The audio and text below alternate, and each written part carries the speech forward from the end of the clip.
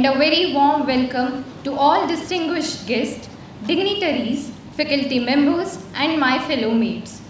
My name is Vidhi Goswami, and I am a student of MA English first year Department of Languages, Subharti University. It is my privilege to extend heartfelt greetings on behalf of National Book Trust, Ministry of Education, Government of India, and the Department of Languages, Faculty of Arts and Social Sciences, and Faculty of Fine Arts, Subharti University, as we come together to celebrate the confluence of literature, culture, and heritage through this prestigious event, Ganga Pustak Parikrama. पुस्तकें हैं सच्ची साथी हम सब की, बताती हैं सच्चाई आज की और कल की, सुनाती है कहानी सृजन और विध्वंस की, दिखाती है भावना नेह और द्वेष की, कहती है कहानी निज और पर की, देती है प्रेरणा उदार चरित की, बताती है स्थिति आदर्श की, लाती है भावना सह अस्तित्व की, देती है शक्ति उचित निर्णय की, दिखाती है राह लक्ष्य प्राप्ति की, निभाती है भूमिका सार्वकालिक शिक्षक की, पुस्तकें हैं सच्ची साथी हम सब की।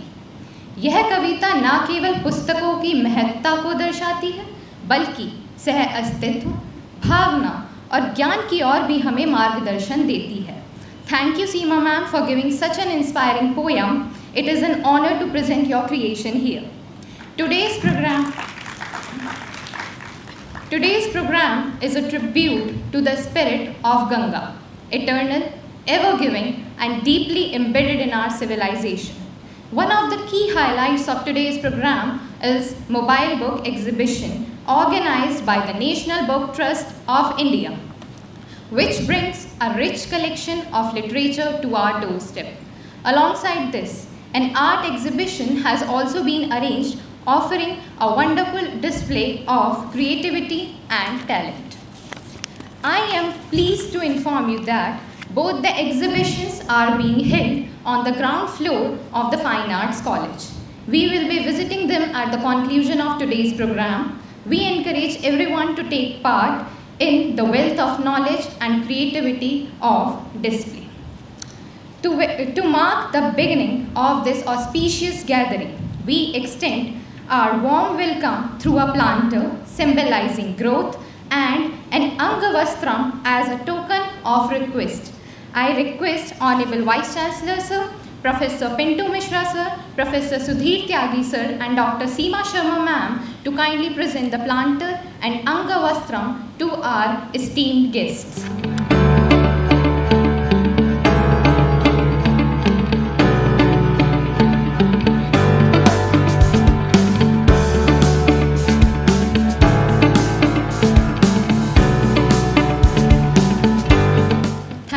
All the dignitaries, and again a very warm welcome to all of you.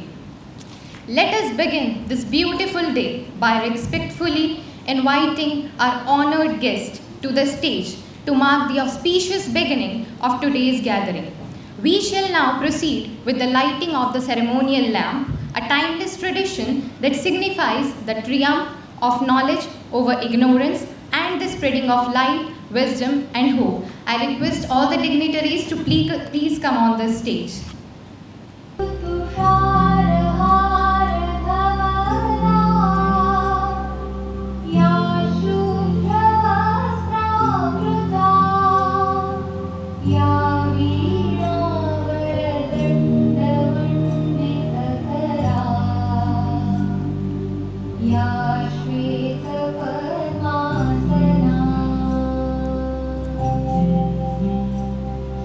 Ya Brahma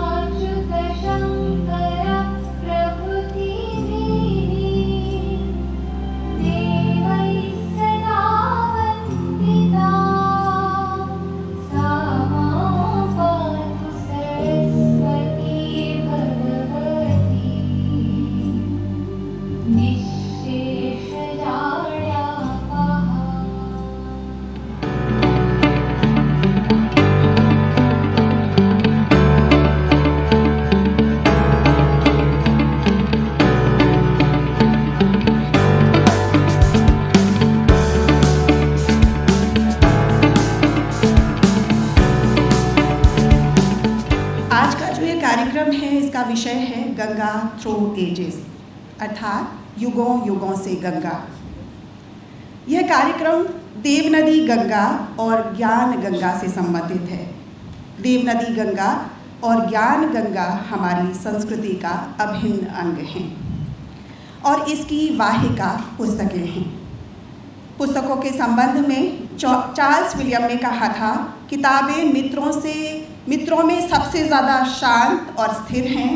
वे सलाहकारों में सबसे अधिक सुलभ और बुद्धिमान हैं और शिक्षकों में सबसे अधिक धैर्यवान हैं।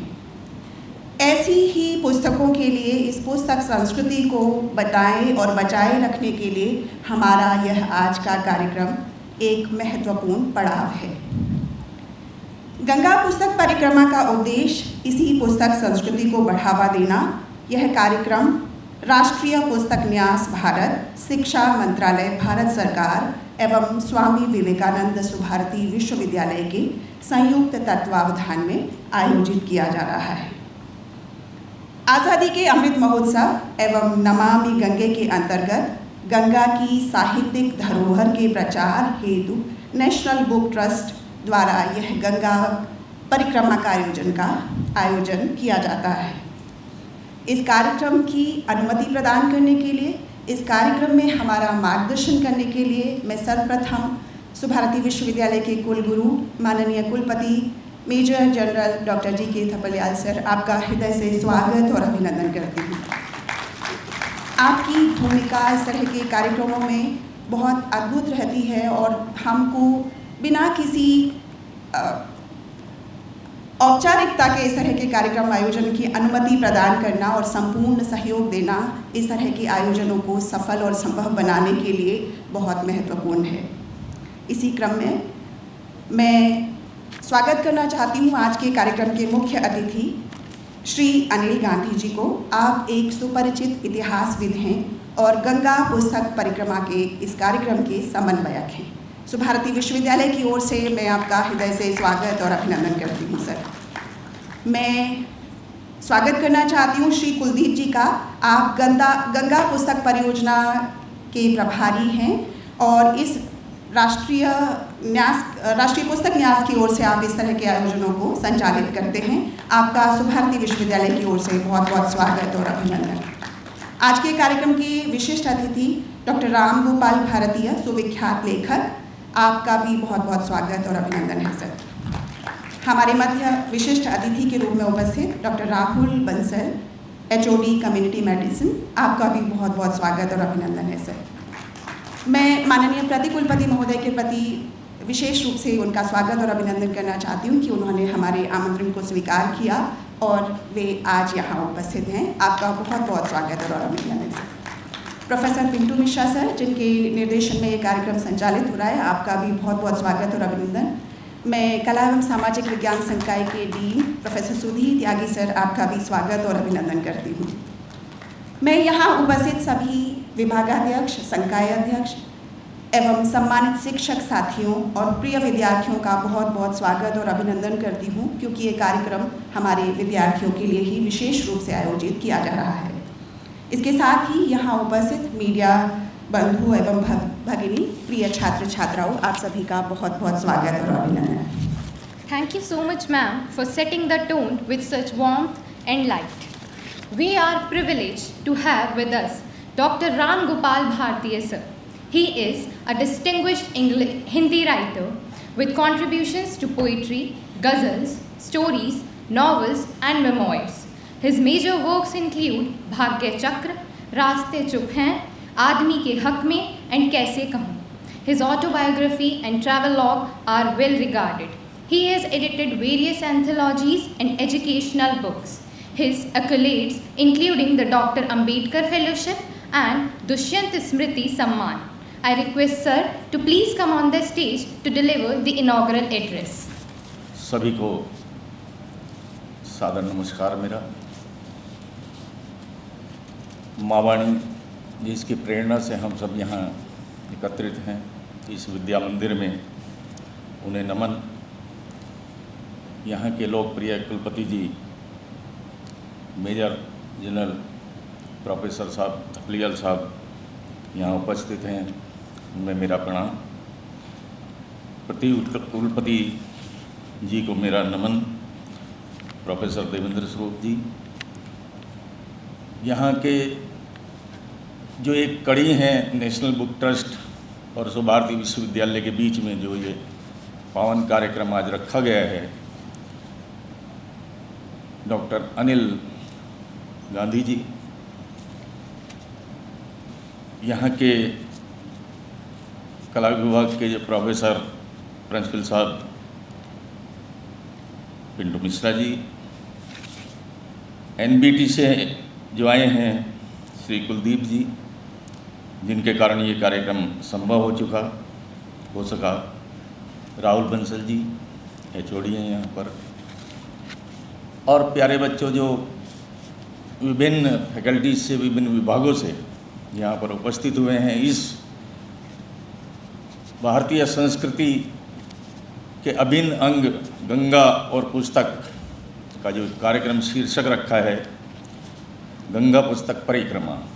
हम परिक्रमा करते हैं अपनी संस्कृति की, अपने जीवन मूल्यों को संरक्षित करने के लिए हमें 2 चीज़ों की ज़रूरत है, अपनी संस्कृति और पुस्तकें। क्योंकि पुस्तकें हमें अपनी संस्कृति से, अपनी सभ्यता से जोड़ती हैं।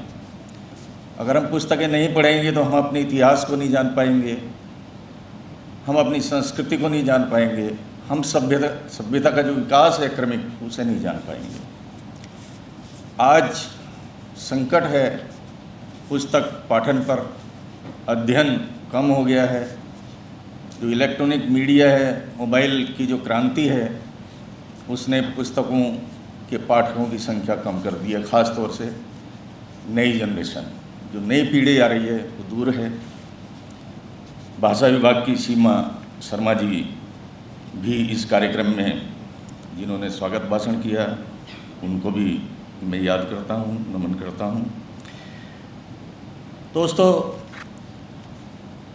हम इस कार्यक्रम के माध्यम से जो नेशनल बुक ट्रस्ट और विश्व भारती विश्वविद्यालय ने आयोजित किया है, लोगों में ये संदेश देना चाहते हैं कि अगर हम अपनी संस्कृति से दूर हुए, अगर हम पुस्तकों से दूर हुए, तो हम बहुत सारे संकट हमारे सामने होंगे। नैतिक संकट तो है ही हैं, पारिवारिक और सामाजिक संकट भी होंगे। जो आप मूल्यों का ह्रास देख रहे हैं, आज नैतिक पतन देख रहे हैं समाज में, रोज़ अखबार पढ़ते हैं, कोई बताने की ज़रूरत नहीं है कि वैवाहिक संबंध कैसे हो गए हैं, पारिवारिक संबंध कैसे हो गए हैं। हमें कोई, क्योंकि शिक्षा एक ऐसी चीज़ है जो हमें पुस्तकों से और अपने संस्कारों से मिलती है। जब हम उससे दूर होते हैं तो बहुत सारी दिक्कतें हमारे सामने आती हैं। हम संबंधों की पवित्रता से तो दूर हैं ही, मेहमान नवाजी से भी दूर हैं।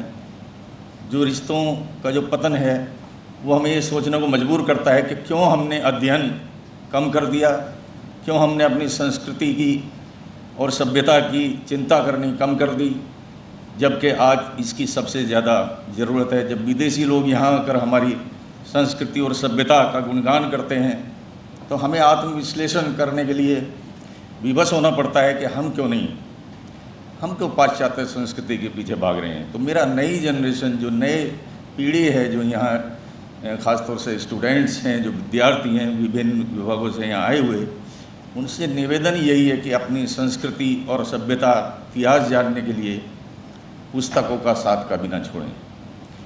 जहाँ ज़रूरत है इलेक्ट्रॉनिक मीडिया का उपयोग भी करें, लेकिन पुस्तकों को अपना साथी बनाएं। पुस्तकें आप हर जगह, हर समय, बिना चार्ज किए हुए, बिना बिजली के, बिना किसी उसके, कहीं भी ले जा सकते हैं। रात में, दिन में, सोते जागते पुस्तकों का बड़ा महत्व है। मैं गंगा परिक्रमा पर एक कविता आपको सुनाऊंगा, लेकिन उससे पहले एक मुक्तक कहना चाहता हूँ जो मैंने रिश्तों के इस पतन पर लिखा है। बहुत दिन बाद यहाँ आना हुआ, मेजर साहब का ध्यान चाहूँगा, सुनिएगा। क्योंकि पहले ये होता था, कोई आए तो खाना खाएं। ये बहुत पुराने लोग हमारे सब जानते हैं। पहले ये होता था, कोई आए तो खाना खाएं, और आज ये आलम है, कम्मा खत जाए तो खाना खाएं। यहाँ तक हमारी मेहमान नवाजी, हमारा जो स्तर है संबंधों का, वो आ गया है। तो मैं 4 पंक्तियाँ कहता हूँ, सुनिएगा गीत से पहले एक मुक्तक। रिश्तों में वो पहली सी मोहब्बत नहीं रही, रिश्तों में वो पहली सी मोहब्बत नहीं रही, मेहमान नवाजी की भी आदत नहीं रही, मेहमान नवाजी की भी आदत नहीं रही। लौटा दिया था एक दिन घर से फकीर को,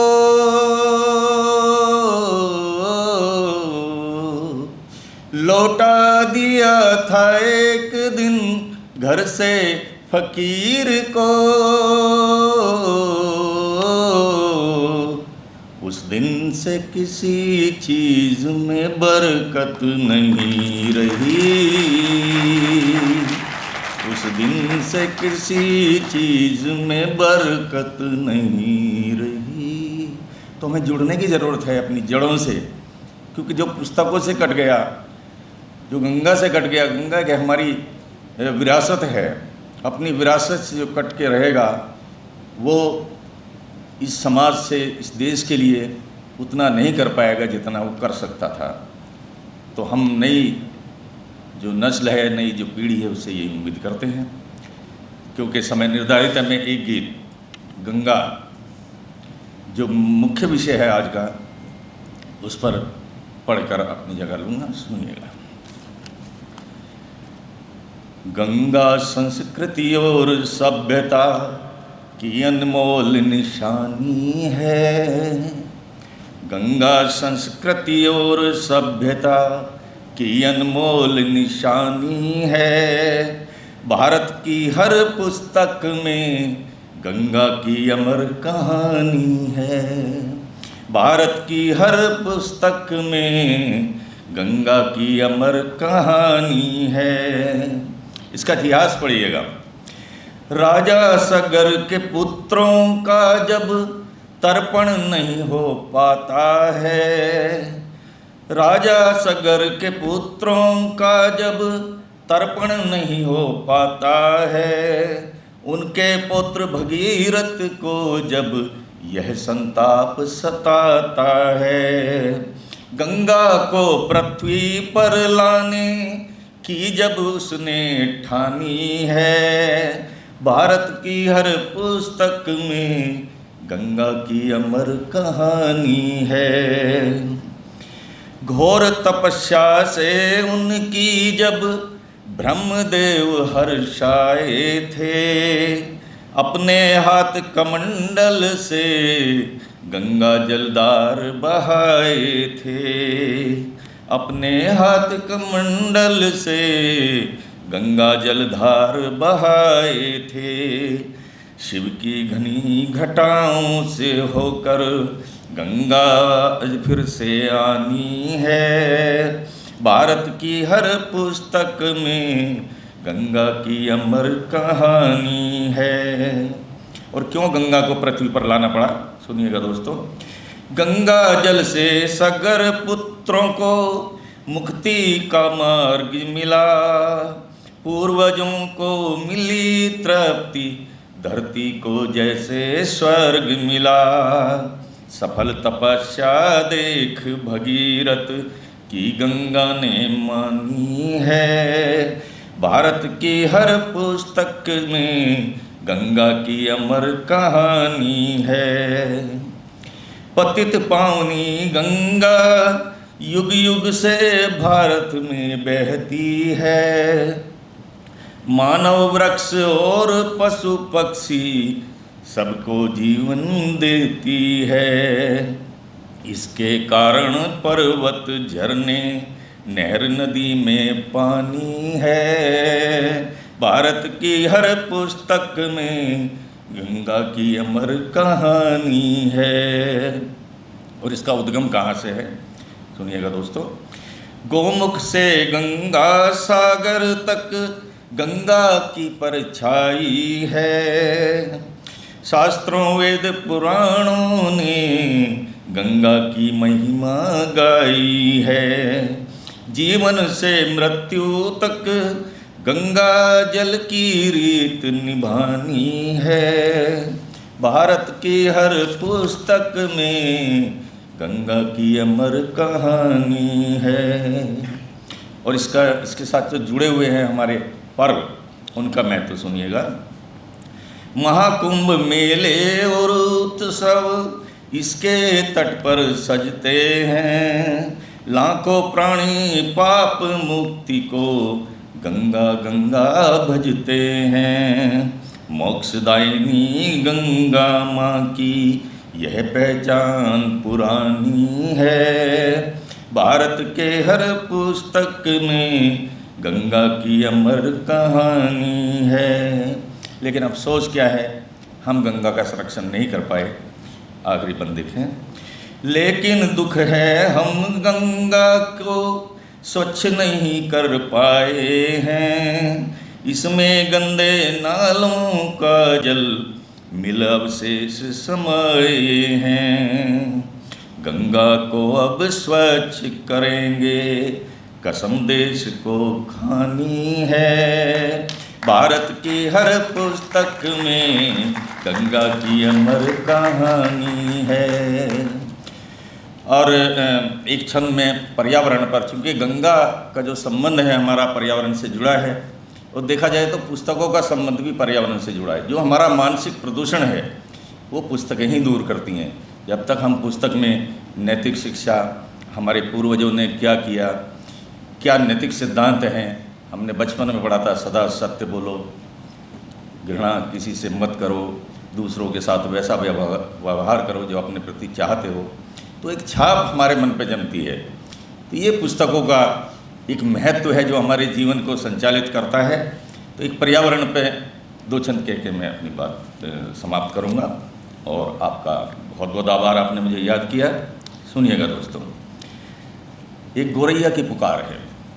जंगल पर्वत और पेड़ों को काट रहे हो क्यों भैया। जंगल पर्वत और पेड़ों को काट रहे हो क्यों भैया। मेरे बच्चे कहाँ रहेंगे पूछ रही है गोरैया। मेरे बच्चे कहाँ रहेंगे पूछ रही है गोरैया। और गोरैया क्या कह रही है? तेज धूप में पंख जले तो छाँव कहाँ से पाऊंगी। जल के बिना मुंडेर छतों पर प्यासी ही मर जाऊंगी। अब किलकारी मार के बच्चे किसके पीछे दौड़ेंगे।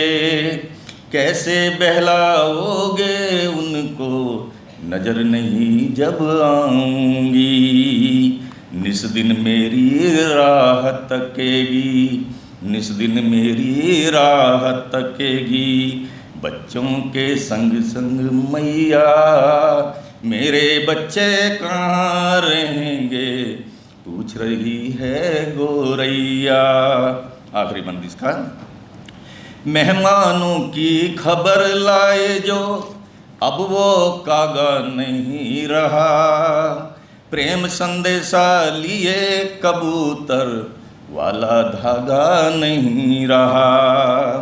झूले पनघट आम नीम पीपल की छैयाँ नहीं रही।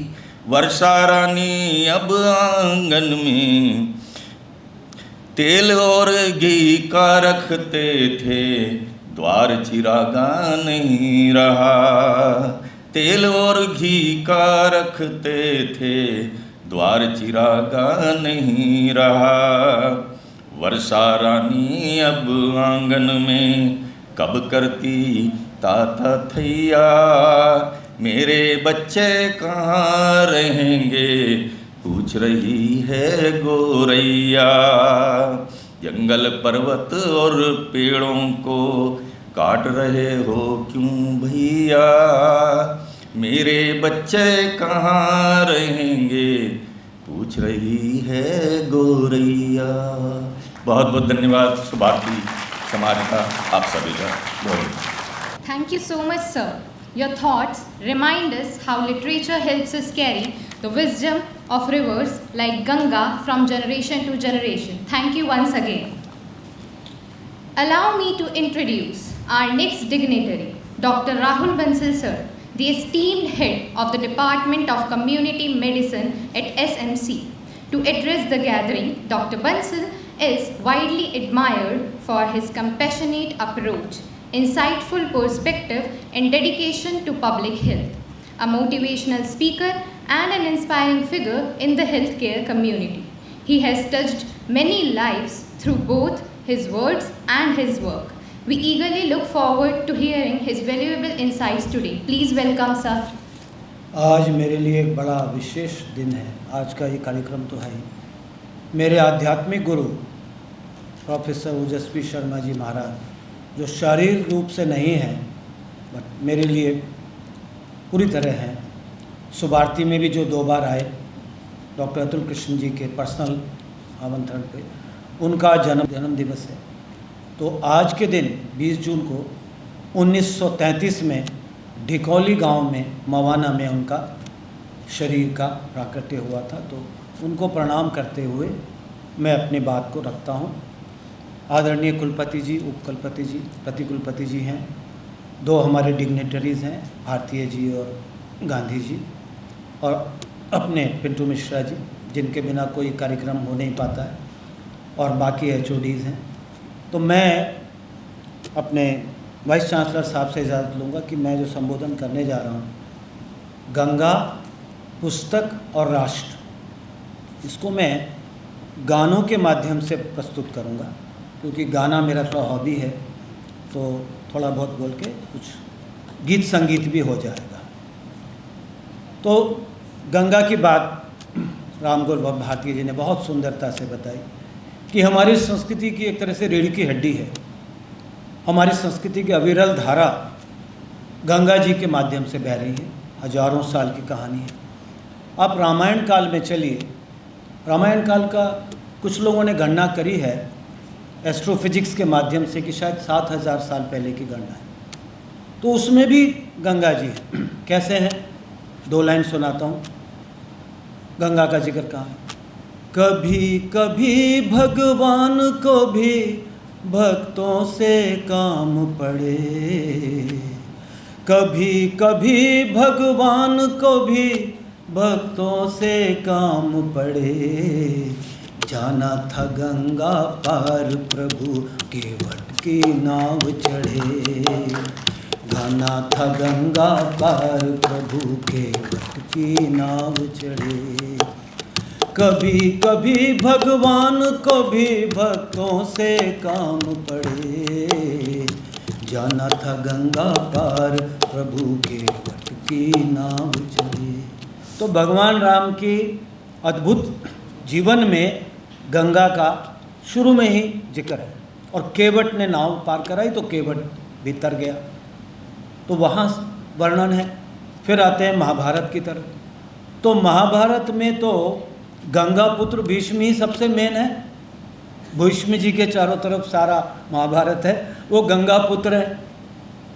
और देखिए एक अद्भुत बात, भगवत गीता महाभारत का ही एक सबसे महत्वपूर्ण अंश है, और पूरी दुनिया में सभी पुस्तकों में शायद लगा रहा हूँ, शायद सबसे ज़्यादा मान्यता प्राप्त और सभी भाषाओं में सबसे ज़्यादा टीकाएँ भगवत गीता के ऊपर है।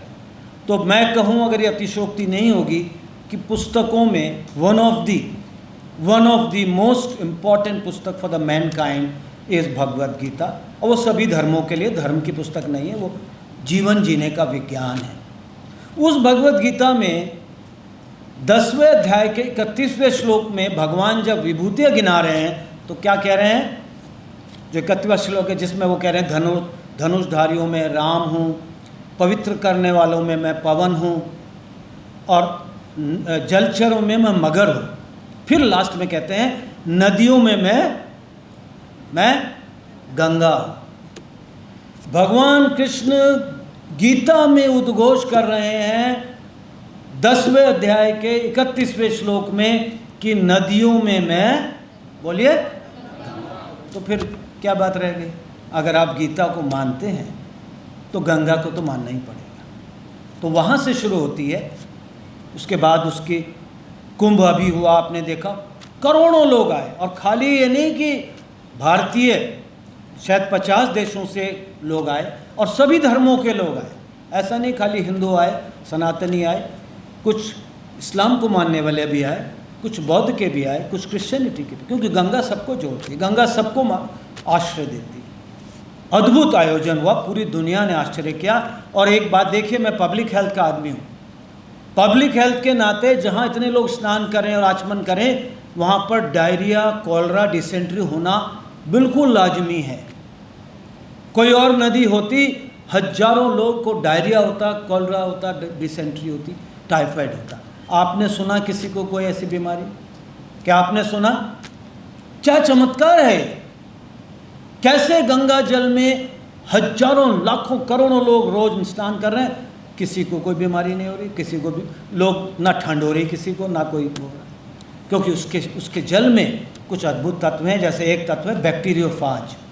बैक्टीरियोफाजेज हैं जो बैक्टीरिया को ख़त्म करते हैं, इसकी पुष्टि भी हो चुकी। तो वहाँ से देखिए साइंटिफिक। फिर आते हैं बॉलीवुड की तरफ। बॉलीवुड यानी हमारा मुंबई की जो फिल्म इंडस्ट्री, इसने भी गंगा को बहुत महत्व दिया। बॉलीवुड भी एक रिफ्लेक्शन होता है सोसाइटी का। हमारी जो फिल्में हैं वो हमारी उस समय की कल्चर को दर्शाती है। तो अलग अलग सिंगर्स की आवाज़ में गंगा जी के ऊपर क्या क्या गाया गया, मैं आपको एक एक झलक सुनाऊंगा। हेमंत कुमार हुए हैं, बहुत पुराने सिंगर, मेरी उम्र के लोग पहचानते होंगे, यंग बच्चे तो नहीं जानते। उनका एक गाना है गंगा पर। गंगा आए कहाँ से, गंगा जाए कहाँ रे, लहराए पानी में जैसे धूप छाँव रे, गंगा आए कहाँ से, गंगा, ताली बजाए, जहाँ रे लहराए पानी में जैसे धूप छाँव रे। हेमंत कुमार हो गए। अब आ गए मुकेश जी। मुकेश जी ने भी गंगा का गुणगान किया। जहाँ दिल में सफाई रहती है, होठों पे सच्चाई रहती है, हम उस देश के वासी हैं, हम उस देश के वासी हैं, जिस देश में गंगा बहती है। जहाँ दिल में सच्चाई रहती है, होठों पे सच्चाई रहती है, हम उस देश के वासी हैं, हम उस देश के वासी हैं, जिस देश में गंगा बहती है। मतलब हम उस देश के वासी हैं जिस देश में गंगा बहती है। तो गंगा जो बहती है वो एक ही देश है, ये पहचान है हमारी। फिर आते हैं किशोर कुमार साहब, उन्होंने भी गंगा जी के बारे में कहा, ज़माने से कहो अकेले नहीं हम, हमारे संग संग चले गंगा की लहर, मचलती हुई हवा में छम छम, हमारे संग संग चले गंगा की लहरें। और अंत में आते हैं हमारे रफ़ी साहब, उनके बिना तो अधूरा है संगीत का सफ़र। उन्होंने तो बिल्कुल ही कमाल ही कर दिया जो उन्होंने गाना गाया है, गंगा तेरा पानी अमृत झरझर बहता जाए, युग युग से इस देश की धरती तुझसे जीवन पाए, गंगा तेरा पानी अमृत झरझर बहता जाए, युग युग से इस देश की धरती तुझसे जीवन पाए, गंगा तेरा पानी अमृत। इसका अंतरा सुनिएगा, बहुत रोंगटे खड़े करने वाला है। कितने सूरज उभरे डूबे गंगा तेरे द्वारे, कितने सूरज उभरे डूबे गंगा तेरे द्वारे, युगों युगों की कथा सुनाए तेरे बहते धारे, तुझको छोड़ के भारत का इतिहास लिखा नहीं जाए, गंगा तेरा पानी अमृत झरझर बहता जाए। युग युग से इस देश की धरती तुझसे जीवन पाए, गंगा तेरा पानी अमृत। ये देखिए कैसे बॉलीवुड ने भी गंगा को प्रणाम किया। मैडम 5 मिनट और हैं। पुस्तक की गंगा, मैडम ने बोला गंगा और पुस्तक की ज्ञान गंगा।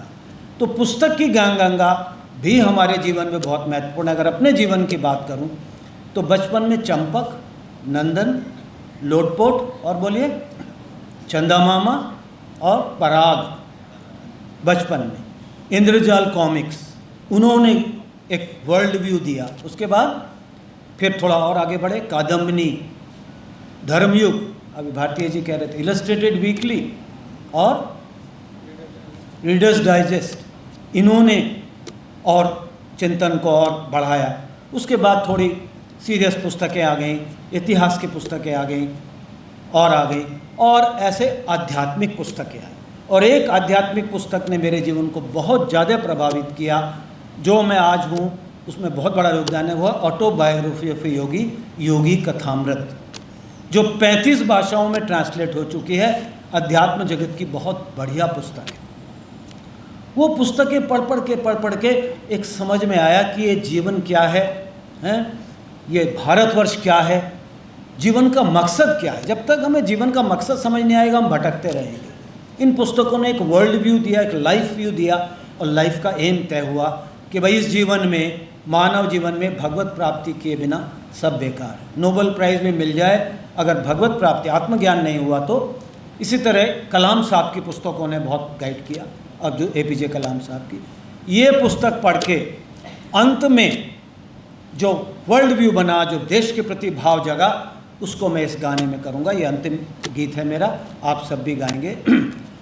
जब ज़ीरो दिया मेरे भारत ने मेरे भारत ने, कब दुनिया को गिन, ये सच है बिल्कुल, भारत ने ही ज़ीरो दिया था, ये सच है बिल्कुल, इसमें कोई शक नहीं। देता ना दशमलव भारत को, यूं चांद पे जाना मुश्किल, धरती और चांद की दूरी का अंदाज़ा लगाना मुश्किल था। सभ्यता जहाँ पहले आई, सभ्यता यहीं आई है पहले सभ्यता, ये प्रमाणित हो चुका है। सभ्यता जहाँ पहले आई, जन्मी है जहाँ पे पहले कला, अपना भारत वो भारत है जिसके पीछे संसार चला, चलता ही रहा और आगे बढ़ा, भगवान करे ये और बढ़े, चलता ही रहे और फूले फले, चलता ही रहे और फूले फले। हो हो हो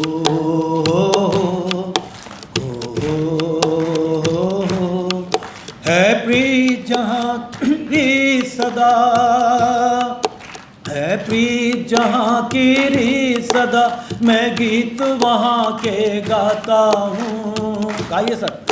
भारत का रहने वाला हूँ, भारत की बात सुनाता हूँ, है प्रीत जहाँ की री सदा। एक अंतरा सुनाऊंगा बहुत महत्वपूर्ण। जीते हो किसी ने देश तो क्या, हमने तो दिलों को जीता है।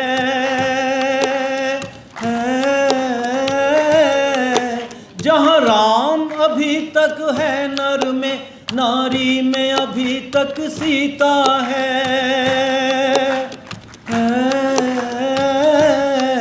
इस धरती पे मैंने जन्म लिया, इस धरती पे मैंने जन्म लिया, ये सोच के मैं इतराता हूँ। गाइए। भारत का रहने वाला हूँ, भारत की बात सुनाता हूँ, है प्रीत जहाँ की री सदा, है प्रीत जहाँ की री सदा, मैं गीत वहाँ के गाता हूँ। भारत का रहने वाला हूँ, भारत की बात। बहुत बहुत धन्यवाद। जय Hind. Thank you so much, sir, for setting the environment with your melodious tones and your insightful thoughts. We are honored to have among us Mr. Anil Kumar Gandhi sir, who is a noted historian, author, translator and language expert. He served as an advisor to the Prime Minister's Yuva Mentorship Scheme and under Azadi Ka Amrit Mahotsav. He has written several acclaimed books in Hindi and English, published by renowned publishers such as the National Book Trust, Madhya Pradesh Hindi Granth Academy and Prabhat Prakashan. His book Pratap, Shivaji and Chhatrasil was included in the class 11th curriculum by Madhya Pradesh government. His articles appear regularly in leading newspapers and magazines like The Hindu, The Times of India, Reader's Digest and Amar Ujala. He has also translated many important works between Hindi and English. We are privileged to have him with us today to share his knowledge and wisdom. Please welcome, sir. Respected VC sir, Major General Thaplia sir, Professor Devendra Mohan, Dr. Rahul Bansal, Dr. Pintu sir, and all HODs and students. एक बात की तो मुझे बहुत खुशी हो रही है कि पिछली बार यहाँ पे प्रेजेंस बहुत कम थी, तो इसका मतलब है क्योंकि ये सेकेंड ईयर है हमारा यहाँ पे हमने ये कार्यक्रम किया है, तो आपकी ज़्यादा स्ट्रेंथ देख के बहुत खुशी हो रही है और साथ में ये भी खुशी हो रही है कि हम जो काम कर रहे हैं, हम बुक्स को प्रमोशन का काम कर रहे हैं और वो उसमें हम सफल हो रहे हैं। ये एक अच्छी बात है। ये सच बात है कि अगर आप जीवन में सक्सेसफुल व्यक्ति बनना चाहते हैं तो बुक्स की सबसे ज़्यादा इम्पोर्टेंस है, क्योंकि बुक्स आपको ज्ञान देती हैं, जबकि नेट पे आपको जो मिलेगी वो है इंफॉर्मेशन। आपकी जो होलसम जो नॉलेज मिलती है वो बुक्स से मिलती है। तो जब तक लैपटॉप आता है मैं थोड़ी देर आपसे बातें करता हूँ। जो हमारी संस्कृति है, देखिए ये तो सिद्ध है कि हमारी बहुत पुरानी संस्कृति है और हर बार क्या हो रहा है कि हमारे पास जो प्रूफ हैं, जो प्रमाण हैं, वो उससे और पुराने और पुराने और पुराने प्रमाण हमें मिलते जा रहे हैं। तो इसलिए ये एक ऐसी माला बन गई है कि इसमें हम और पुराने अपने इतिहास के बारे में जानते जा रहे हैं। और एक अब देखिए जैसे मेरठ में ही जैसे सोनौली है या आलमगीरपुर है, आलमगीरपुर में आज से 4,500 वर्ष पुराने प्रमाण मिले हैं, सोनौली में हमें उससे भी पुराने मिले हैं। तो वास्तव में मैं चाह रहा था कि आपको कुछ मैं चीज़ें दिखाऊं, तो मैं आपके लिए लाया हूं एक बुके फ़ोटोग्राफ्स का। पहले तो उसमें मैंने मेरठ के फ़ोटोग्राफ्स उसमें डाले और फिर मुझे लगा कि नहीं, हमारे पूरे देश में बहुत सारे कुछ इंटरेस्टिंग चीज़ें हैं, उनको भी मैं उसमें शामिल कर लूँ।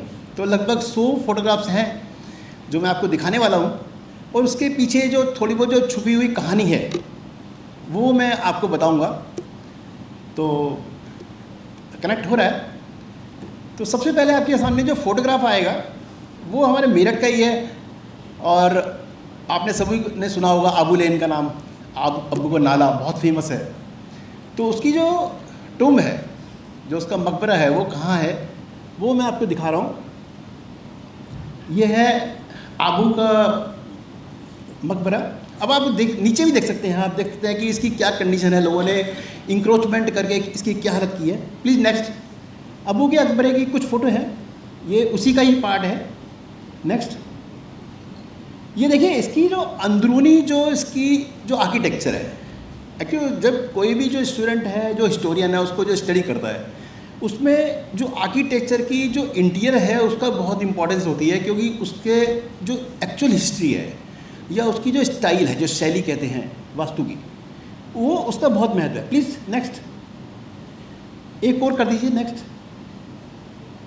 ये देखिए ये ज़्यादा क्लियर है आपके सामने। Please next. ये लगभग पूरा व्यू है। एक्चुअली वो ऐसी जगह लोगों ने पूरा इंक्रोच करके 400 से घेर लिया है कि उसमें पूरी फ़ोटो खींचने की जगह ही नहीं है। Please next. अच्छा, इसको कोई जानता है ये क्या है?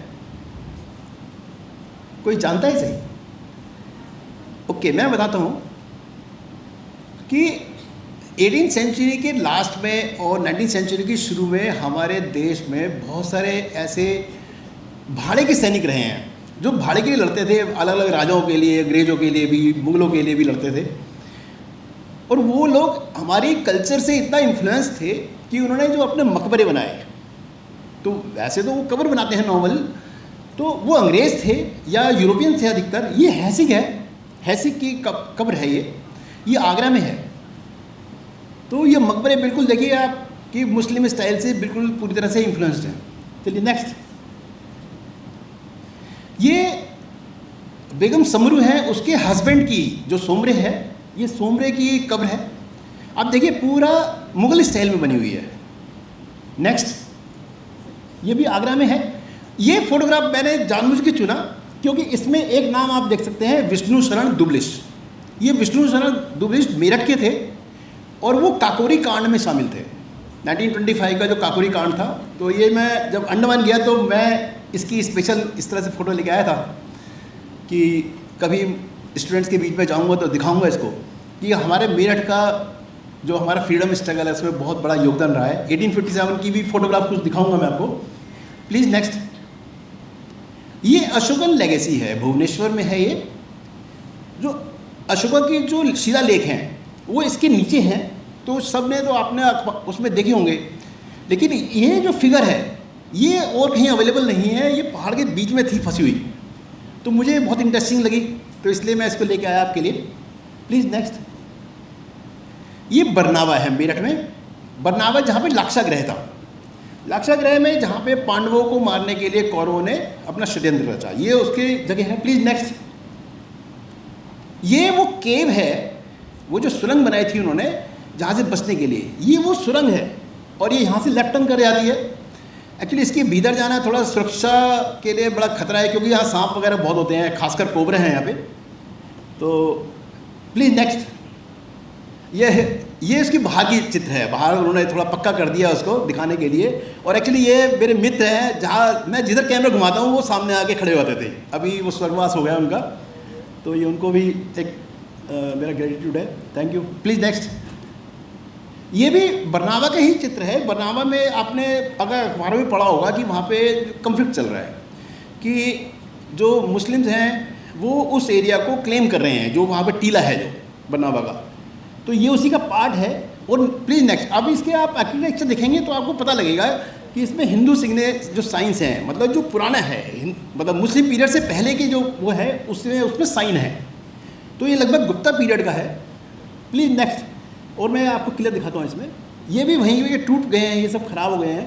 प्लीज़ नेक्स्ट, ये देखिए ये उसका, अब इसमें क्या हुआ है कि इसके जो मुख्य उसमें नीचे कुछ लोगों ने कब्रें बना दी हैं अपना क्लेम करने के लिए, तो जो कि बहुत बाद की हैं और वो आर्किटेक्चरली प्रूव हो चुका है। प्लीज़ नेक्स्ट, ये देखिए आप यहाँ से जो आर्किटेक्चर है यहाँ से आप समझ सकते हैं कि ये किस शैली में बनी हुई है। देखिए हिंदू शैली के इसमें कई सारे मार्क्स हैं। प्लीज़ नेक्स्ट, ये देखिए इसमें आपको और बहुत क्लियर दिख जाएगा आपको बहुत कुछ। प्लीज़ नेक्स्ट, ये एक बहुत इंटरेस्टिंग मूर्ति है।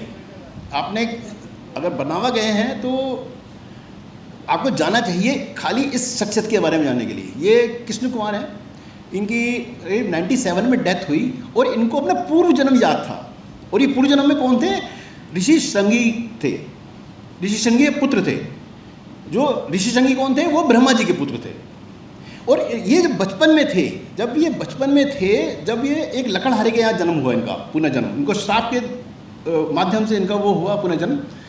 तो जब ये 12-13 साल के थे, अनपढ़ थे, कमार थे, लेकिन जब भी ये लेटते थे संस्कृत बोलना शुरू करते थे। तो जिसके यहाँ ये काम कर रहे थे, ये पहले घर से भाग गए क्योंकि बच्चे उनको तंग करते थे, पागल है कहते थे। तो एक बार ये मिश्र त्यागी थे, उनके यहाँ काम कर रहे थे, जो जहाँ पे गन्ना या गुड़ बनाते हैं, जो भट्टा वो लगा हुआ था। तो वहाँ पे इसको काम दे दिया कि भाई आप इसको देखना कि जो आग है वो जलती रहे, आग ना बुझे। अब ये बंदा तो वहाँ पे जाके सो गया, लड़का अब ये है 12-13 साल का। तो जब थोड़ी देर में मिश्र त्यागी ने कहा कि ऐसा है, आप इसको ना जब देख के आओ, एक को नौकर को भेजा कि भाई देखो वो लड़का है भी या नहीं, कि आग तो नहीं बुझ गई। तो वो गया तो उन्होंने देखा जी वो तो लेटा हुआ है, बोल रहा है, क्या बोल रहा है समझ में नहीं आया। तो उन्हें त्यागी के पास गया, ना जी वो तो भूत चढ़ गया उस पर। तो वो वापस गया त्यागी जी के पास, बोला भूत क्या, ठीक है। त्यागी जी आए देखने के लिए, तो उन्होंने देखा कि ये तो कुछ संस्कृत लग रही है।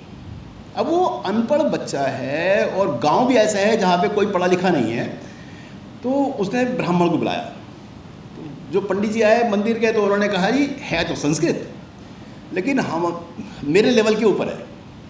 तो अच्छा, उसके बाद में उन्होंने बाहर संपर्क किया, जो विद्वान आए तो उन्होंने कहा ये टॉप क्लास संस्कृत है, बिल्कुल ओरिजिनल वर्जन है। तो फिर उन्होंने अपना सब कुछ उनसे पूछा, जब वो लेटते थे तभी बोलते थे। और इनके बहुत सारे वीडियोज हैं, बहुत सारे रिकॉर्डिंग्स हैं, बहुत सारी किताबें हैं। बरनावा जाइए तो आपको वो सब कुछ देखने को मिलेगा। इसलिए मैंने बताने के लिए कि देखिए मेरठ में ऐसा भी एक चमत्कार हुआ है। Please next. ये महात्मा गांधी हैं। महात्मा गांधी की जब डेथ हुई तो उनकी जो अस्थियाँ थी वो जितने भी संगम थे वहाँ पे विसर्जित हुई थी। तो ये मेरठ का जो संगम है वो बरनावा के पास ही है, जहाँ पे हिंडन और कृष्णा नदी मिलती हैं। वहाँ पे भी गांधी जी की जो अस्थियाँ हैं वो विसर्जित हुई थी। वहाँ पे ये मूर्ति बनी हुई है, ये वहीं का चित्र है। Please next. ये देखिए, ये बहुत किसी ने देखा है ये बटेश्वर है। बटेश्वर में क्या है ये पता नहीं है। ये करीब 1200 साल पुरानी सब मंदिर बने हुए हैं। अधिकतर इसमें शिव जी के मंदिर हैं और ये किसी कारण से नष्ट हो गए थे। अब नष्ट हो गए थे तो ये बिल्कुल सुनसान इलाका था, यहाँ पे डाकू आके रहने लगे। तो एक आर्कियोलॉजिस्ट थे, आपने नाम सुना होगा, के मोहम्मद। उन्होंने अयोध्या में भी एक्सकेवेशन किया था। उन्होंने यहाँ पे बहुत सारे मंदिरों को पुनर्निर्माण किया। अभी भी बहुत सारे बच रहे हैं वहाँ पे, पूरा नहीं हुआ है। करीब उन्होंने 50 मंदिरों का रिनोवेशन किया है वहाँ पे, और एक बहुत बड़ा मतलब काम किया है उन्होंने हमारे लिए।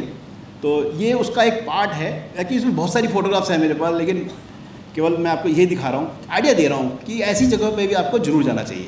Please next. ये है बेगम समरू का महल, जो आजकल सेंट चार्ल्स स्कूल है। ये सदना में है। और ये एक दुख की बात है कि वो बेचारी यहाँ पे रह नहीं पाई ज़्यादा, मतलब लगता है 2-1 साल रह पाई, उसके बाद में उसकी डेथ हो गई। चलिए प्लीज़ नेक्स्ट। ये है Bhangarh. This is haunted city. Bhangarh है राजस्थान में। और यहाँ पे ये देखिए, यहाँ लेफ्ट में और राइट में आप देख सकते हैं, ये पूरी मार्केट थी। और पूरी मार्केट, और एक दिन क्या हुआ पता नहीं, कहते हैं शराब था या कुछ भी था, पूरी की पूरी जो छत हैं सबकी, पूरी बिल्डिंग्स की छत गायब हो गई। पूरी की पूरी छत गायब हो गई। आप जाइए वहाँ पे, लेकिन जाएं तो एक सावधानी बरतिए, काले कपड़े ना पहने। जो लेडीज़ हैं वो प्लीज़ अपने बाल खुले ना रखें, नहीं तो, क्योंकि मैंने खुद देखा अपनी आंखों से कि वहाँ पे कुछ इविल इन्फ्लुएंस तो है। Please next. ये देखिए, बहुत ही इंटरेस्टिंग फोटोग्राफ है। ये है बिठूर से मैंने लिया था। ये बिठूर पे ये अजीजन बाई का चित्र है। अजीजन बाई जो एक तवाइफ थी, और इसने फ्रीडम स्ट्रगल में काम किया। 1857 में अंग्रेज़ों के विरुद्ध लड़ी है। और इसने फोटोग्राफ को मेरे को इंटरेस्टिंग क्यों लगा, देखिए ब्रेस ऑफ गन्स है, ब्रिटेन का झंडा लगा हुआ, वो झंडा लगा है छाती पे, और पूरा आर्मर है, हेलमेट है, सब कुछ है। तो फिर मुझे क्यूरियोसिटी हुई, क्योंकि मैं वहाँ पे स्वामी दयानंद पे रिसर्च कर रहा था, तो तब मुझे ये फ़ोटोग्राफ दिखा। तो फिर मैंने इन पे स्टडी की, और फिर मैंने तवाइफ़ों के ऊपर किताब लिखी, डांस टू फ्रीडम, बहुत पॉपुलर किताब है वो। तो वो सभी तवाइफ़ों के ऊपर है। तो प्लीज़ नेक्स्ट। ये चतुर्भुज मंदिर है, ये ओरछा में है। और इस मंदिर में एक्चुअली रात के समय तो इतना प्यारा लगता है ये। इसकी एक खास बात है कि ये मंदिर और गोविंद देव मंदिर, उस दोनों का जो अंदर की जो वास्तु है वो बिल्कुल सेम है। और वो सेम क्यों है मुझे आज तक समझ में नहीं आया, क्योंकि दो अलग अलग, बाहर से डिज़ाइन बिल्कुल अलग है। बाहर से आपको नहीं लगेगा कि ये दोनों एक चीज़ के वो हैं। आज जब भीतर जाएंगे तब आपको लगेगा कि यस, चतुर्भुज है तो 4 भुजाएं हैं इसकी। तो बहुत सुंदर मंदिर बना हुआ है, आपको जाना चाहिए। इसके पास में ही राम राजा मंदिर भी है, और उन दोनों की मंदिर की बहुत सुंदर कहानी है। और वो एक चीज़ सिखाती है, मैं आपको कहानी तो नहीं सुना रहा, मैं आपको ये बता रहा हूँ कि ईश्वर में समर्पण जरूरी है। अगर आप ईश्वर को ना, आप अपने घमंड से नहीं चला सकते। तो एक्चुअली क्या हुआ था कि जो रानी थी, मैं आपको बिल्कुल छोटी सी बता देता हूँ, जो रानी थी वो चाहती थी कि वो अपने महल से, अपनी खिड़की से ना सामने विग्रह के दर्शन कर ले। इसलिए ये मंदिर बिल्कुल महल है, जो उसके सामने किला है, ओरछा किला, उसने अपने महल के सामने, खिड़की के सामने बनवाया था कि विग्रह के दर्शन वहाँ जाए बिना कर ले। लेकिन उनके जो वो थे क्या कहते हैं, जो जिनकी वो पूजा करती थी, वो थे राम जी। वो कहते राम जी यहाँ आ जाए, लेकिन नियति का चक्र कुछ ऐसा घूमा कि वहाँ राम जी की जगह वहाँ कृष्ण जी की और विष्णु जी की मूर्ति लगी हुई है। तो आप जाएं और फिर उसकी कहानी को जानें, बहुत इंटरेस्टिंग कहानी है। हम चलते हैं नेक्स्ट। ये तो गांधी बाग है, आपने देखा ही होगा, कंपनी बाग कहते हैं इसको। और ये मैंने इसलिए इंक्लूड किया क्योंकि यहाँ पर एक बिलबोर्ड लगा हुआ था जिसमें अंग्रेज़ों के टाइम पे, जिस पे लिखा था Indians and dogs are not allowed. Please next. ये गन देखा, ये गन भी एक हिस्टोरिक है। ये है मार्क 1934 है। जर्मनी इसको यूज करता था और सेकेंड वर्ल्ड वॉर में ये यूज हुई है। और ऐसी 2 गन स्मगल होके इंडिया में आई थी जिसे अलवर के राजा ने खरीदा था। और उसमें से एक गन देखो, ये दूसरी वाली है। जो एक गन, जो पहली गन जिसकी मैं बात कर रहा हूँ, वो गोडसे ने ली और उससे महात्मा गांधी की डेथ हुई थी। ठीक है, तो ये दूसरी गन है, वो पहली है। नेट पे जो आपको इसका चित्र दिखेंगे ना, तो आपको उसमें लगेगा फ़र्क है। ये सेम वही है क्योंकि केवल 2 ही आई थी इंडिया में। जो दूसरी वाली है वो पुराने मॉडल्स हैं जो उस पर नेट पे दिखाएंगे ना आपको। तो ये है आपका बिल्कुल सही हो। Please next. ये गंगा जी, जब गंगा पुस्तक परिक्रमा की बात चल रही है तो गंगा को भी देखना बनता है। हम लोग ऐसे जो हेरिटेज वॉक के लिए लोगों को ले जाते हैं अपने हेरिटेज प्लेसेस पे, टूरिस्ट प्लेसेस पे, मेरठ के कि लोगों को प्रमोशन के लिए, टूरिज्म प्रमोशन के लिए, उसमें से ये एक फ़ोटोग्राफ है। Please next. ये एक गंगा है, देखिए। चलिए नेक्स्ट। और देखिए वहाँ पे सर्दियों में बर्ड्स आती हैं, बर्ड्स वॉचिंग के लिए ज़रूर जाएँ वहाँ पे। और बहुत सुंदर सुंदर आपको बर्ड्स मिलेंगे। आपको वहाँ पे उस समय सर्दियों में आपको टर्टल मिलेंगे, आपको क्या कहते हैं, जो क्रोकोडाइल मिलेंगे वहाँ पे, कछुए मिलेंगे और ये बर्ड्स मिलेंगी। और भी प्लीज़ नेक्स्ट। और भी हैं, प्लीज़ नेक्स्ट। और भी हैं, प्लीज़ नेक्स्ट। तो प्लीज़ नेक्स्ट। ये भी गंगा जी के पास का बड़ा अच्छा फ़ोटो था, मैंने ले लिया इसको। ये हस्तिनापुर का सीन है, तो जैन मंदिर है, केले फेमस है। Please next. ये जम्बू द्वीप, उसका सीन है। Please next. इसको सब ने देखा होगा, मुझे लगता है बहुत लोगों ने देखा होगा इसको। Please next. ये पांडवेश्वर मंदिर है हस्तिनापुर में, जो टीला है उसके ऊपर। हाँ प्लीज़ यहीं रोकिए। अब देखिए जो ये मूर्तियाँ हैं, लोग ना हमारे जो इतिहास उससे लोग छेड़छाड़ करते रहते हैं। वो कैसे करते हैं देखिए। Please next. ये 2 साल के डिफरेंस से ली हुई है फोटोग्राफ दोनों। तो उसमें आप देखेंगे कि मतलब उसके हमारे प्रिजर्वेशन में तो कमियां हैं ही हैं, कंजर्वेशन में कमी है, तो हम इसको थोड़ा सा ध्यान देना चाहिए। Please next. ये बाहर से उसका फोटोग्राफ है। और प्लीज़ नेक्स्ट। ये उसके अंदर ही बरगद का पेड़ है। Please next. ये वहाँ पर जो स्टोन होते हैं ना, जो स्टोन मार्कर्स जिसे कहते हैं, स्टोन मार्कर्स की बहुत वैल्यू होती है। जब आप कहीं जाएँ तो स्टोन मार्कर्स जरूर पढ़ने चाहिए आपको। उससे क्या होता है, आपका जो इतिहास है आपको पता चलता है कि ये बिल्डिंग क्यों बनाई, किसने बनाई, कब बनी और इसमें क्या बात है। चलिए नेक्स्ट। ये भी वहीं का है। Please next. देखिए ये मुझे अलवर म्यूजियम में मिला ये। तो मैं जो दिखाना चाह रहा था कि जो बाण थे, एरोस थे, वो अलग अलग ढंग से कैसे कैसे होते थे उनके। और एक्चुअली जो ये अलग अलग जो आपको डिज़ाइन दिख रहे हैं वो केवल फैंसी डिज़ाइन नहीं है, वो एक्चुअली उनका डिस्टेंस है, उसकी हाइट है, उसकी कितनी मारक क्षमता होनी है, वो उसके हिसाब से ये डिज़ाइन किए जाते हैं। और राइट साइड में मेरा प्रश्न होता था कि जो मैंने रामलीला में देखा बचपन से, जो क्वेयर होता है, तरकस जिसमें तीर रखते हैं, कि वो तो अगर एक तीर निकालेंगे तो बाकी लूज हो जाएंगे। आप लड़ाई में हिले डुलेंगे तो वो गिर जाएंगे तीर, तो फिर कैसे। तो वो ये सिस्टम था। उससे क्या होता है कि इसमें बेल्ट लगी होती है जो क्वेयर में, कि तीर निकाला तो आप उसको बेल्ट को यहीं पे आपके पेट पे लगा तो उसको कस सकते हैं तो आपके जो तीर हैं, जो एरो हैं, वो गिरेंगे नहीं। चलिए प्लीज़ नेक्स्ट। और देखिए इसको पहचानता है कोई? ये रानी लक्ष्मीबाई की तोप है, इसका नाम है कड़क बिजली। ये झांसी फोर्ट में है। और देखिए क्या सुंदर डिजाइन बना हुआ है, आँख बनी है, नाक बनी है। Please next. जो मेरठ में 1857 में जो पहला अंग्रेज मरा, ये उसकी कब्र है। Please next. ये पानीपत का जो वहाँ पे पानीपत में देखिए 3 हिस्टोरिक बैटल्स हुए। ये वहाँ का जो मोन्यूमेंट वहाँ पे बना हुआ है ये वो है, अदरवाइज तो ओपन ग्राउंड ही है और कुछ नहीं है वहाँ पे। तो इस जगह का नाम है काला अम्ब। जब 1762 में जब जो 3rd पानीपत बैटल हुआ, उसमें जो सदाशिव राव भाऊ थे, जो मराठा कमांडर थे, जो उनकी जब डेथ हुई, तो कहते हैं उनको जब तलवार मारी गई तो जो खून का जो फव्वारा है वो एक साथ में एक पेड़ था आम का, उसके ऊपर उसके छींटे पड़े और वो काला पड़ गया। अब देखिए लीजेंड है, सच्चाई तो पता नहीं है, वो पेड़ इसी जगह पे था जहाँ पे ये बना हुआ है। तो इसका नाम काला अम्ब है, पानीपत में स्थित है और सुंदर बना हुआ है। Please next. ये आए हम वापस मेरठ में 1857। तो 1857 में ये जो हमारा कालीपटन मंदिर है उसके भीतर बना हुआ है ये।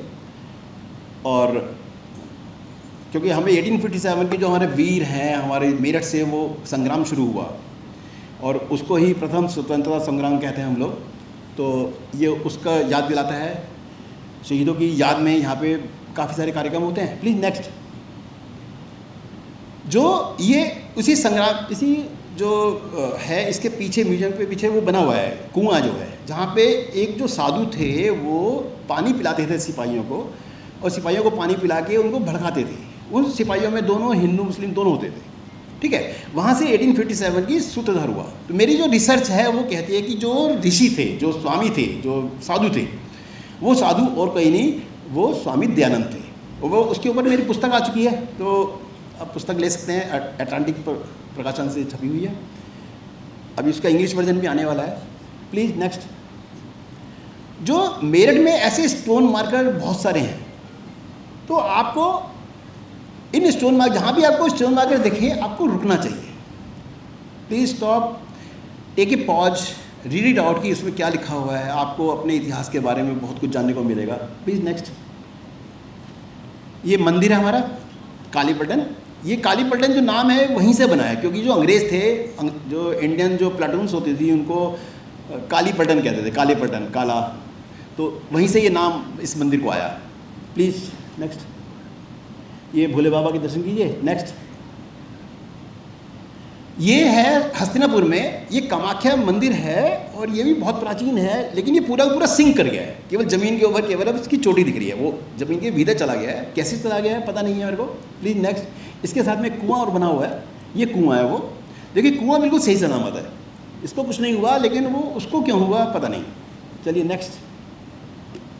ये कोटा का सीन है, यहाँ पे 7 वंडर्स ऑफ द वर्ल्ड लगे हुए हैं यहाँ पे। और देखिए साइड में आपको और भी चीज़ें दिख रही हैं, तो आप देखेंगे तो एक इंटरेस्टिंग प्लेस है, पार्क है सुंदर, लेक के किनारे, बहुत अच्छा है। Please next.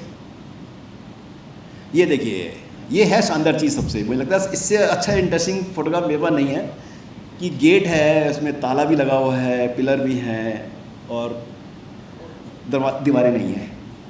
तो चलिए नेक्स्ट। ये किसी ने देखा है? आपने बाजीराव मस्तानी फिल्म देखी है? जो मस्तानी है ये उसका महल है। जो मस्तानी है वो बुंदेलखंड के राजा जो थे छत्रसाल, उनकी मुंह बोली बेटी थी, ठीक है। तो चलिए नेक्स्ट। ये एक बहुत इंटरेस्टिंग फोटोग्राफ है एक्चुअली, और ये र्यूमर भी है मेरे हिसाब से, अभी तक ये र्यूमर है, लेकिन मैं आपको बता रहा हूँ इसके बारे में। ये मेरठ के माल रोड पे स्थित है, और क्योंकि मुझे कुछ ऐसी न्यूज़ रिपोर्ट मिली, मैंने पढ़ी वो, उसमें ये लिखा था कि जब बहादुर शाह जफ़र 1857 में बहादुर शाह जफ़र को जब हरा दिया, उसको पकड़ के यहाँ से रंगून भेज दिया गया, उससे पहले वो कुछ दिन मेरठ में रखा गया कैंटोनमेंट में, और उसकी इबादत के लिए ये मस्जिद छोटी सी बनाई गई। अभी ये पूरी जंगलों में है, तो इसको मैंने ढूंढ के निकाला किस तरह से, लेकिन मैं अभी भी मेरे लिए र्यूमर है ये, क्योंकि ये कंफर्म नहीं है, क्योंकि मैंने बहुत सारे रिकॉर्ड खंगाले कि मुझे कुछ शायद मिल जाए इसके बारे में, कुछ लिखूँ इसके बारे में, तो कुछ मेरे को मतलब ऑथेंटिक नहीं मिला कुछ। Please next. ये ऐसे स्टोन मार्कर्स हैं, सदर बाज़ार का है। Please next. ये सदर थाना है। एक्चुअली सदर थाने के जो सिपाही थे उन्होंने 1857 में बहुत अच्छा रोल किया था। वो उनके जो अभी तलवारें लेके वो जो भीड़ थी आसपास के गांव से जो आई थी उसको लीड कर रहे थे। Please next. ये भी वहीं का है, प्लीज़ नेक्स्ट। ये 20th रेजिमेंट है जो जिसने मतलब जो पहली गोली चलाई थी इन्होंने। Please next. ये 3rd कैवलरी रेजिमेंट है, बहुत इंपॉर्टेंट है इसलिए क्योंकि जो 85 जो सोल्जर्स थे जिन्होंने कारतूस, जो विवादित कारतूस, उसको यूज करने से मना कर दिया था, वो इसी रेजिमेंट के थे। Please next. ऐसे स्टोन मार्कर्स आपको मिलेंगे मेरठ में, इनको जरूर देखना चाहिए। अभी कुछ की हालत तो बहुत ख़राब है इसलिए कुछ नए स्टोन मार्कर्स लगाए गए हैं, सब रिप्लेस नहीं हुआ है लेकिन। Please next. ये है प्रथम स्वतंत्रता संग्राम स्मारक, ये देखा है आप सबने, बस अड्डे के सामने है।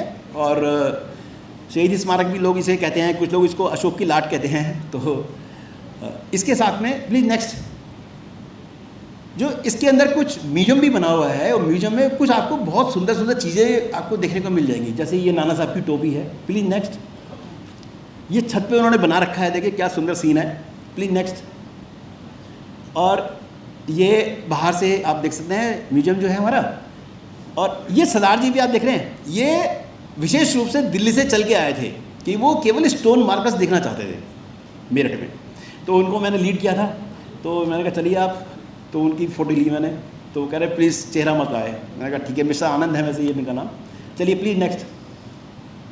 ये व्हेलर क्लब है, कुछ लोग इसको व्हीलर क्लब बोलते हैं, व्हीलर नहीं है, व्हेलर है। और इसके अंदर एक बड़ी खूबसूरत चीज़ है, वो है सिल्वर क्रॉकरी। जो अंग्रेज जिस क्रॉकरी में खाना खाते थे वो क्रॉकरी वहाँ लगी हुई है उसमें शोकेस में, बहुत सुंदर। Please next. ये इसी के पास, जो व्हेलर क्लब के पास में ये थिएटर था यहाँ पे, अभी वहाँ CWE का ऑफिस है। और यहाँ पे जो डेड बॉडीज़ थी 1857 में वहाँ पे रखी गई थी। Please next. ये सेंट जॉन्स चर्च है जहाँ पे बड़ी मात्रा में हिंसा हुई थी 1857 में। Please next. ये कारमाइकल स्मिथ हैं जो मतलब जिन्होंने आदेश दिया था कि ये गोली यूज करो, जो विवादित कारतूस है उसका प्रयोग करो। ये उसका स्टोन मार्कर है। Please next. ये जहाँ पे जेल थी, जहाँ पे उन सिपाहियों को रखा गया था और जिसको तोड़ के उनको फ्री करा गया था और वहाँ से क्रांति शुरू हुई थी, उसके बाद में उस जेल को जो सिविलियंस थे उन्होंने और तोड़ के बाकी सारे जितने कैदी थे को रिहा कर दिया था, जिन्होंने भी सभी ने क्रांति में भाग लिया। तो ये वो हो गया। प्लीज़ नेक्स्ट करें तो ये आपको थोड़ा सामने से दिख जाएगा। तो ये वो मोन्यूमेंट बना हुआ है यहाँ पे और बहुत सुंदर है, आपको जाना चाहिए यहाँ पे। और यहाँ पे जाने के और भी कई सारे कारण हैं। Please next. तो ऐसे जो फॉरेन डेलीगेशंस हैं मेरठ में आते रहते हैं, उनको हम लीड करते हैं, अपनी विरासत यात्रा पे ले जाते हैं। तो ये तभी का चित्र है। Please next. मारवाड़ में जो हमारे वीर लोग हैं, जो जिन्होंने बलिदान दिया है, तो उनके लिए एक प्रथा है कि वो ऐसे स्टोन मार्कर्स बनाते हैं उनके लिए। लेकिन क्या है उसमें अधिकतर ना वो ऐसे कहीं भी पड़े हुए हैं। तो उसमें एक चित्र है, इसी से आपको आइडिया लग रहा होगा कि मतलब अच्छी तरह मेंटेन नहीं किया गया, बनाए तो हैं अच्छी तरह से। तो उसके नीचे लिखा भी है, तो लेकिन वो पूरी तरह उसको अगर प्रिजर्वेशन करें तो शायद हमारी हिस्ट्री थोड़ा और क्लियर होगी। कुछ प्रयास किए जाने चाहिए इसके बारे में। Please next. वो मेड़ता सिटी था, मेड़ता सिटी है मीराबाई की शहर, मीराबाई का शहर, मीराबाई का वहाँ पे जहाँ पे जन्म गुजरा वो भी है वहाँ पे, उनका मंदिर है बहुत खूबसूरत वहाँ पे। चलिए ये मेरठ का स्टोन पिलर है, थोड़ा इसको बड़ा कर सकते हैं इसको नीचे। हाँ देखिए यहाँ पे ये जो मेरठ में ये कैंटनमेंट में है और इसकी स्पेलिंग्स देखिए आप, जो उस टाइम देखिए जो अलीगढ़ है उसकी स्पेलिंग आप देखिए ALLYGURH, और नीचे मुजफ्फरनगर की आप देखिए, सहारनपुर की देखिए।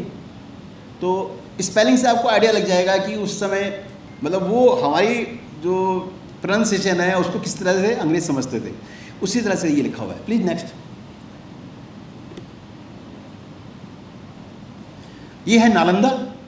नालंदा का आपने वो बड़ा जो ऑफिस वाला जो चित्र बहुत सारा जगह देखा है, ये थोड़ा एक विहंगम दृश्य आपके लिए। Please next. ये बड़ा इंटरेस्टिंग फोटोग्राफ है, जंगल में है।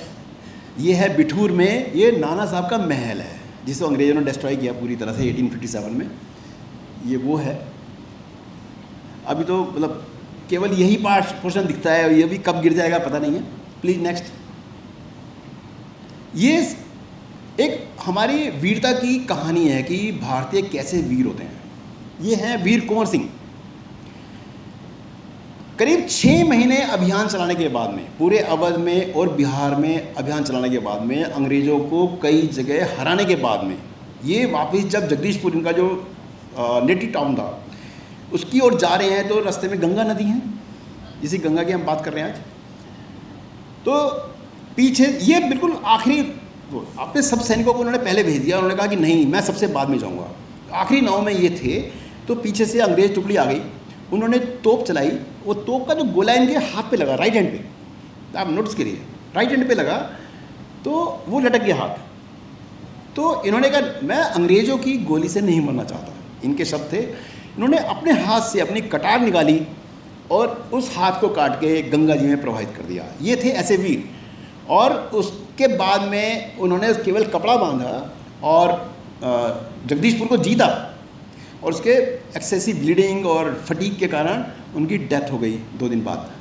Please next. ये पूरा महादेव वो है जहाँ पे परशुराम ने तपस्या की थी। उन्होंने एक्चुअली अपने पिता के कहने पे माता जी की हत्या कर दी थी। Please next. उनके भगवान के दर्शन भी कीजिए। तो चलिए नेक्स्ट। ये वो स्थान है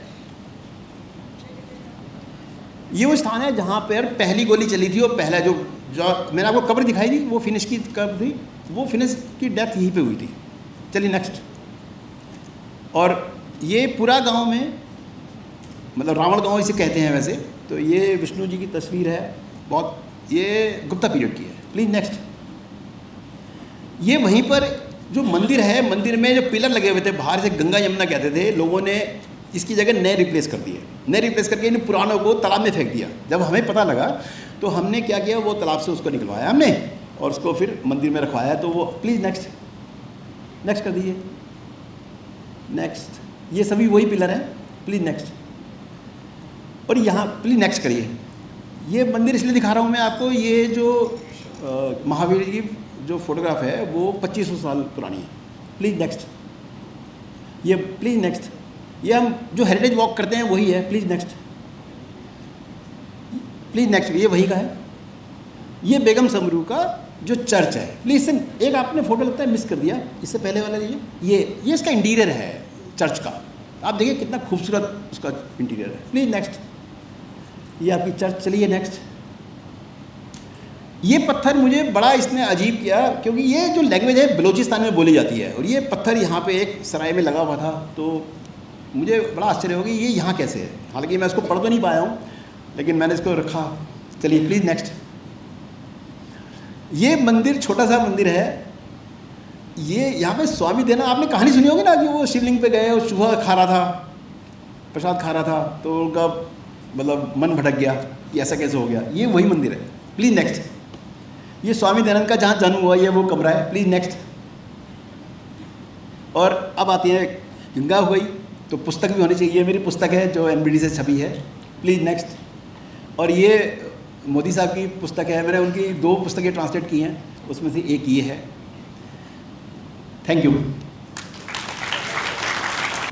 Thank you so much, sir, for your wise words and for acknowledging us all with your knowledge and insight.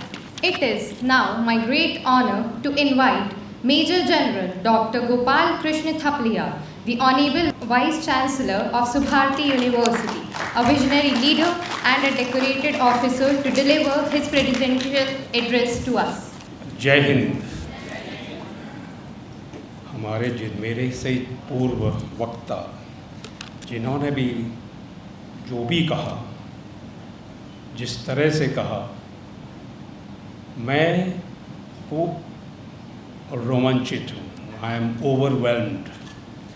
And when आप ओवरवेल्म्ड या रोमांचित हो जाते हैं तो आप के पास शब्द नहीं होते हैं बोलने के लिए। आप एक मौन में चले जाते हैं, बाहर का मौन नहीं, आंतरिक मौन। कि आप जो कुछ वक्ताओं ने कहा उसके बारे में सोचने लगते हैं और उसको एनालाइज करते हैं। जब मैं हॉल में आया और मैंने देखा कि आज का जो सब्जेक्ट है, विषय, वो है गंगा पुस्तक यात्रा, परिक्रमा, तो जो मेरा जिज्ञासु मन है मेरे से खुद प्रश्न पूछने लगा। मैं जब बैठा था तो पूछा कि इन तीनों में क्या आपस में संबंध क्या है, गंगा का पुस्तक से और पुस्तक का परिक्रमा से क्या संबंध है। तो मैं अपने आप को जवाब ढूंढ रहा था अपने मन में, जवाब क्या हैं। तो मुझे जो जवाब ढूंढने थे, बहुत सारे जवाब मुझे जो हमारे पूर्व वक्ता थे उन्होंने अपने वक्तव्य के द्वारा मुझे वो जवाब दे दिए, पर जो मेरे दिमाग में आया मैं आपसे कहूँगा। इससे पहले मैं बहुत ऑनर्ड हूँ कि हमारे बीच इतने अच्छे इतिहासकार, अच्छे लेखक गांधी जी हैं, अनिल गांधी जी। उनका स्वागत करते हुए मुझे अत्यंत खुशी हो रही है। आपका बहुत बहुत स्वागत है गांधी जी। इसके साथ राम गोपाल जी ने अपनी कविताओं के द्वारा गंगा के बारे में जो शुरुआत की वो अत्यंत मार्मिक और संदेशप्रद थी। आपका बहुत बहुत स्वागत। Professor doctor Rahul Bansal oratory skill और उनका आध्यात्म से जुड़ाव और आध्यात्म के द्वारा चीज़ों को राष्ट्रीयता से जोड़ना, जिस तरह से वो अपना वक्तव्य देते हैं और वो जो आज उन्होंने कविताओं के द्वारा प्रस्तुत किया, मैं वाकई बहुत आपसे इम्प्रेस्ड हूँ and I welcome you. Gandhi ji ने जितनी अपनी पिक्चरें दिखाई, ये सब दिखाई, शायद मुझे नहीं मालूम कि मैं पहले कोई देख चुका हूँ इसमें, और मुझे ये आज बड़ा ज्ञान प्राप्त हुआ। और लाइफ लॉन्ग लर्निंग का आज मेरा एक और एडिशन है कि मुझे आपने ये ज्ञान दिया, उसके लिए बहुत बहुत धन्यवाद। तो मैं बात कर रहा था कि ये जो आयोजन किया गया है, इसके पीछे जो सोच है वो बुक ट्रस्ट ऑफ इंडिया की और हमारे एजुकेशन डिपार्टमेंट की प्राचार्य डॉक्टर सीमा शर्मा, आप लोगों ने जो ये इस तरह से एक कार्यक्रम का आयोजन किया है, उसका उद्देश्य जहाँ तक मैं समझता हूँ ये है कि हम गंगा को भारतीय संस्कृति, भारतीय परंपरा से जोड़ते हैं और उस गंगा को हम अपनी पुस्तकों से कैसे जोड़ें और उसकी परिक्रमा कैसे करें। तो थोड़ा सा जो मैं शुरू में मैंने कहा कि मेरे दिमाग में जो प्रश्न आए थे वो था कि गंगा क्या है, कौन है और इसका क्या सिग्निफिकेंस है हमारी लाइफ में। तो मैं आपको छोटी सी बात थोड़ा सा आध्यात्म के तरीके से कहूँगा कि गंगा का ओरिजिन गौमुख से होता है और गौमुख से नहीं, वो समुद्र स्वर्ग से आती है। शिव जी की जटा में उसको थाम लेता, उसका प्रवर वेग शिव जी की जटा थाम लेती है और वहाँ से एक रोम के थ्रू गंगा प्रवाहित होती है। गंगा जब अपने उद्गम स्थल से अपनी यात्रा शुरू करती है तो उद्गम स्थल पे वो प्योर है, पवित्र है, एकदम पवित्र और प्योर है। तो यही भी हमारा स्वभाव है आत्मा का। जब हम पैदा होते हैं तो हम भी पवित्र और प्योर होते हैं, लेकिन जैसे जैसे हमारी यात्रा आगे बढ़ती जाती है, जिस तरह के संगम हमको मिलते हैं, जैसे गंगा को बहुत 5 प्रयागों से गुजरना होता है और अल्टीमेटली इवेंचुअली गंगा सागर में जब जाती है तो गंगा की क्वालिटी, जो पानी की क्वालिटी है, वो नहीं रहती जो कि क्वालिटी होती है उद्गम स्थल पे, लेकिन अल्टीमेटली जाते अपनी सोर्स की तरफ है, जहाँ से आई थी वहीं चलती है। गंगा का उद्गम स्थल समुद्र है क्योंकि समुद्र से भाप बनता है, भाप से पानी बनता है, भाप पानी से आकाश से वर्षा होती है, बर्फ़ बनती है, बर्फ़ पिघलती है और गंगा बनती है।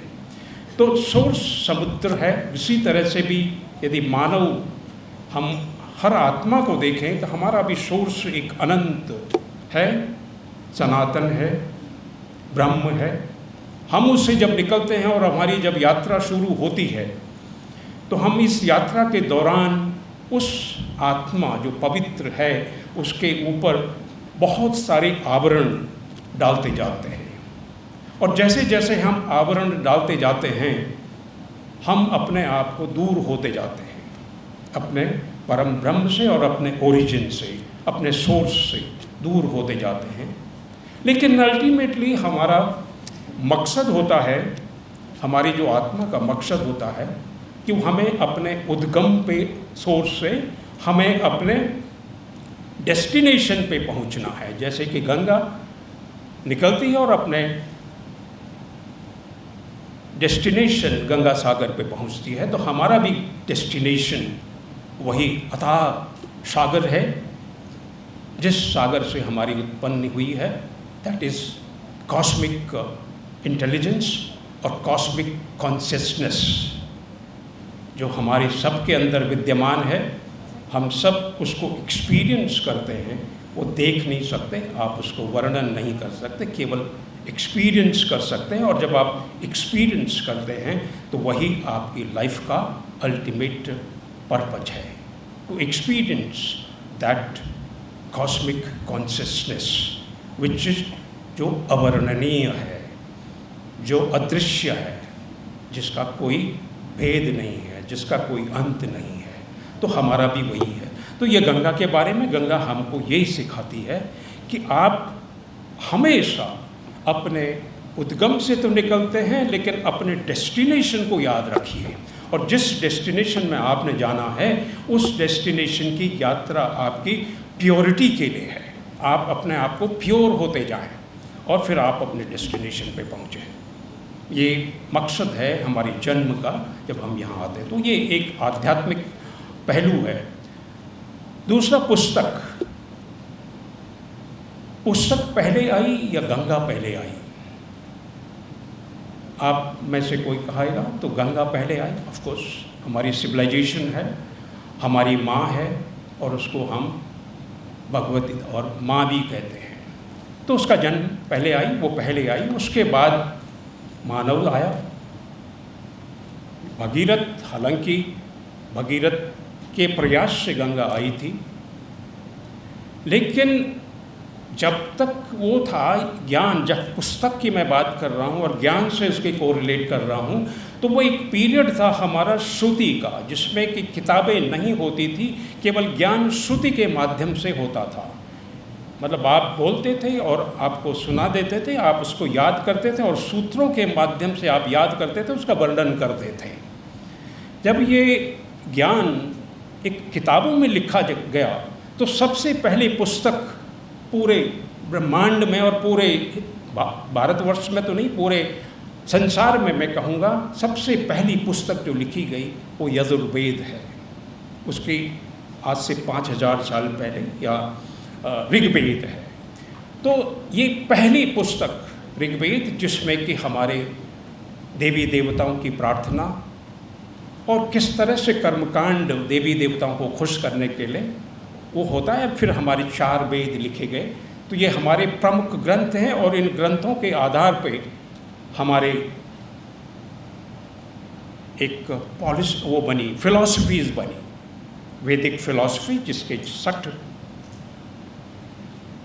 दर्शन, वेदांत दर्शन, वेद दर्शन, जो 60 दर्शन है, वो एक भारतीय ज्ञान परंपरा का एक ऐसा सोर्स है कि आप किसी भी दर्शन को लें, वो दर्शन न किसी जाति से है, न किसी रिलीजन से है, न किसी, वो एक सनातन दर्शन है। और इतना आपस में उन दर्शन को इतना तर्क से सिद्ध किया जाता है कि जब आप एक दर्शन, सपोज करें आप वेदांत दर्शन को पढ़ें, और वेदांत दर्शन में जो आदिगुरु शंकराचार्य ने एक ब्रह्म की और आत्मा की और जीव की और इस संसार की, जगत की जो उन्होंने व्याख्या करी है, आप बड़े कन्विंस हो जाएंगे कि वाकई that this is the truth. लेकिन उसके बाद आप जब गौतम बुद्ध की, वो कहते हैं वो दूसरी चीज़ धम्मवाद में कि कुछ भी सत्य नहीं है, आज अनंत सत्य नहीं है, सब परिवर्तनशील है, हर चीज़ परिवर्तनशील है, आप भी परिवर्तनशील हैं, हम भी परिवर्तनशील हैं, पूरी दुनिया परिवर्तनशील है और यही परिवर्तन सत्य है। ये बुद्ध का। उसी तरह से हमारे जितने भी दर्शन हैं, वो इन दर्शनों को कभी आप, जब मैं बुक पढ़ने की बात करता हूँ, जब आप किताब, पुस्तक पढ़ने की शुरुआत करें तो आप ज़रूर कहीं न कहीं से एक अपने भारतीय ज्ञान परंपरा को यदि जानना चाहते हैं तो ज़रूर अपने इन वेदों को, नहीं तो उपनिषदों को, हमारे जो खासकर 18 उपनिषद हैं, उनके सार को ज़रूर समझें।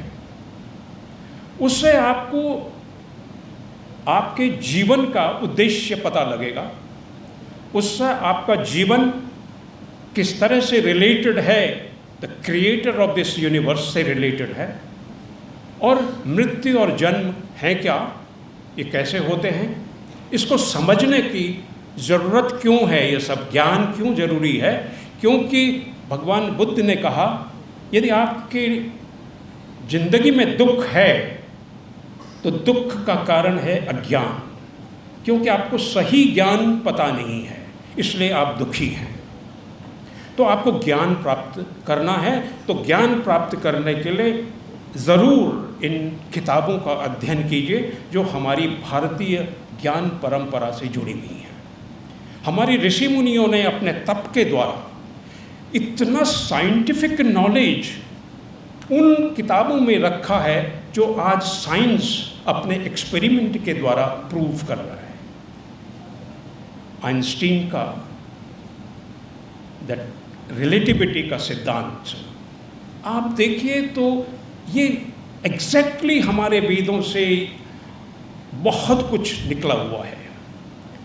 The creation of universe, that big bang theory purely connected है हमारे ऋग्वेद के 29वें सूक्त से, जिसमें कहता कुछ नहीं था, न ब्रह्मांड, न आकाश था, न नभ था, न मृत्यु थी, न जीवन था, तो क्या था। किसने ये संसार क्रिएट किया, किसी को नहीं पता। किसने ये यूनिवर्स बनाया, किसी को नहीं पता। तो वो कौन था जिसने ये बनाया, किसी को नहीं पता। बट हाँ, एक था जिसको, जो इस क्रिएशन में नहीं है, जो क्रिएशन में इन्वॉल्व नहीं है, इससे ऊपर है, बहुत ऊपर है, उसको आप जान नहीं सकते, उसको समझ नहीं सकते। ये आज साइंस इसको इस्टेब्लिश कर रहा है। तो हमारा जो भारतीय ज्ञान परंपरा की जो किताबें हैं, हमारे विद्यार्थियों को, आप मॉडर्न एजुकेशन पढ़ते हैं, ज़रूर पढ़िए, लेकिन किताब पढ़ने की एक आदत को मत छोड़िए। किताब पढ़ने से आपके अंदर, जब आप पढ़ते हैं किताब, तो आप जो भी किताब से पढ़ते हैं उसके बारे में मनन करते हैं, चिंतन करते हैं, और उसका ज्यों का त्यों आप ग्रहण नहीं कर लेते, बल्कि उसके ऊपर आप अपना ओपिनियन बनाते हैं कि yes I agree with this but I don't agree with this. तो आप अपना ओपिनियन बनाते हैं and that is your creation. जब आप अपना खुद ओपिनियन बनाते हैं, अपना खुद, तो you create an idea. And that is the basic purpose of you are being here, because you have to create. You are the creation and you have to create. You have been created, that is your duty is to create something, and that creation will come out of knowledge, and knowledge will come out of reading books, not by on Instagram, not by on WhatsApp, not on other things. जो contact book के साथ आपका होता है, वो एक बहुत मज़बूत कांटेक्ट होता है, और उस मज़बूत कांटेक्ट के साथ जो आप ग्रहण करते हैं वो एक लंबा अनुभव आपका होता है। तो इस कार्यक्रम के द्वारा एक संदेश मैं आपको देना चाहता हूँ कि किताब का पढ़ने की आदत, स्टूडेंट पर्टिकुलरली, आप लोगों के अंदर बहुत कम होती जा रही है। आप अपने टेक्स्ट बुक कभी शायद पढ़ लेते होंगे क्योंकि आपको एग्ज़ाम में क्वेश्चंस का आंसर करना है, बट आउट ऑफ क्यूरियोसिटी आप कभी यदि पढ़ना चाहते हैं कि हमारा विश्वविद्यालय स्वामी विवेकानंद के नाम से है, तो स्वामी विवेकानंद कौन थे, क्या इनकी फ़िलॉसफी थी, क्या करते थे, इन्होंने ऐसा क्या किया कि ये इतने महान हो गए, कभी उनको पढ़ने की कोशिश कीजिए। इसी तरह से आप जितनी भी चीज़ें आपके दिमाग में इंक्विजिटिवनेस आती है, एक जिज्ञासु मन है आपका, उसको कभी शांत मत करिए, उसको चुप होने मत दीजिए, उसको ज़रूर आप एक्टिव रखिए कि आप प्रश्न पूछते रहें और प्रश्नों का जवाब आपका ही दिमाग आपको देगा, और यदि नहीं देता है तो किताब को रिफ़र करिए और किताबों से वो ज्ञान प्राप्त कीजिए। सो ये मेरा संदेश है। मैं पूरी उम्मीद करता हूँ कि आज के इस कार्यक्रम से आप लोगों ने बहुत कुछ ग्रहण किया होगा, और आपके अंदर जो एक सुसुप्त अवस्था में कहूँगा कि जिसमें आप थोड़ा सा आज के समाज में वो भूल चुके हैं कि बेसिक इक्वालिटीज़ क्या होती है ज्ञान प्राप्त करने की, उनको आप दोबारा से ग्रहण करेंगे। आई थैंक यू ऑल। जय Hind. Thank you, sir, for your inspiring words. Your leadership continues to guide this university to excellence. May I request our Pro Vice Chancellor, sir, Professor Pintu Mishra, sir, Professor Sudhir Tyagi, sir, and Dr. Seema Sharma, ma'am, to kindly do the honors of memento presentation. And I also want to invite all our esteemed guests to the stage for the memento presentation.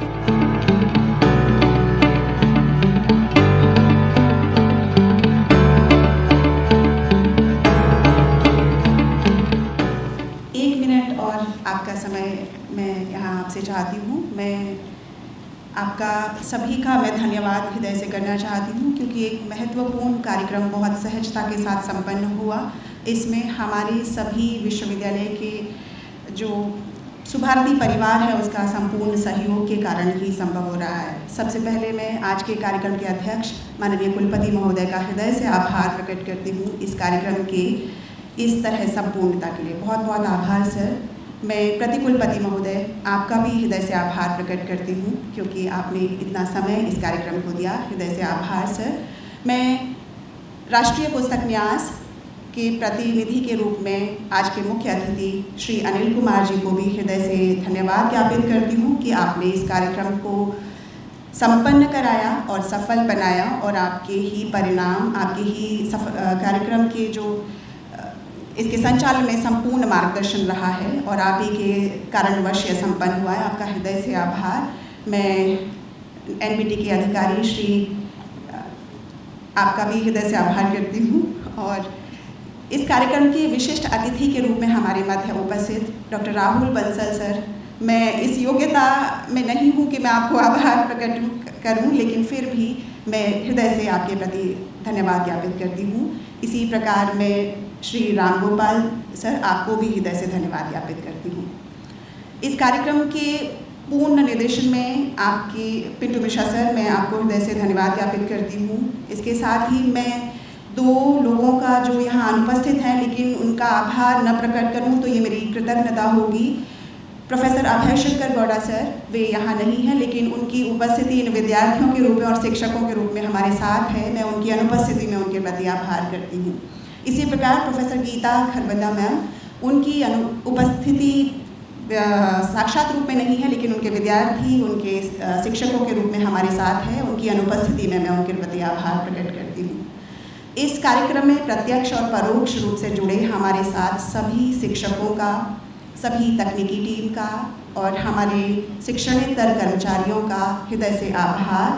और प्रिय विद्यार्थियों, आपके बिना तो ये कार्यक्रम संभव ही नहीं है। आपके इस कुशल अनुशासन और सक्रिय सहयोग के लिए मैं हृदय से आभार प्रकट करती हूँ।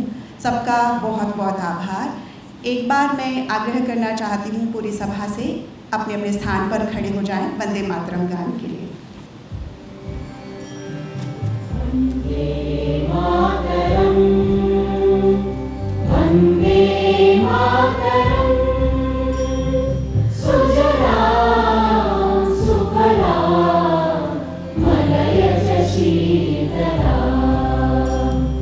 सस्य श्यामला मातरम, वंदे मातरम, शुभ्रज्योत्स्ना पुलकितयामिनी,